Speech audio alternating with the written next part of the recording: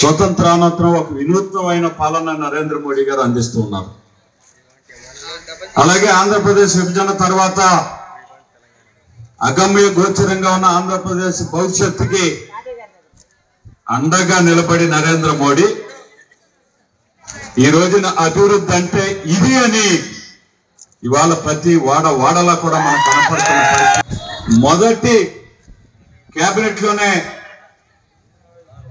ఆయుధ కొనుగోలు కుంభకోణంలో రక్షణ శాఖ మంత్రి రాజీనామా చేసితే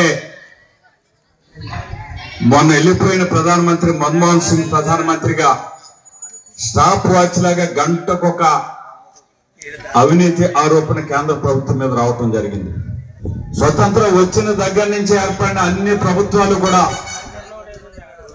ఒక్క గతంలో కూడా ఎన్డీఏ ప్రభుత్వం వాజ్పేయి గారి ప్రభుత్వం తప్ప అన్ని ప్రభుత్వాలు కూడా అవినీతి ఆరోపణలో కూరుకుపోయిన పరిస్థితి ఉంటే నరేంద్ర మోడీ ప్రభుత్వం ఇప్పటికే 3 సంవత్సరాల్లో ఏ ఒక్క ఆరోపణ చేయగలిగిన దమ్ము ప్రతిపక్షాలు లేని పరిస్థితిని కల్పించిన పరిస్థితి మనం స్పష్టంగా చూస్తున్నాం.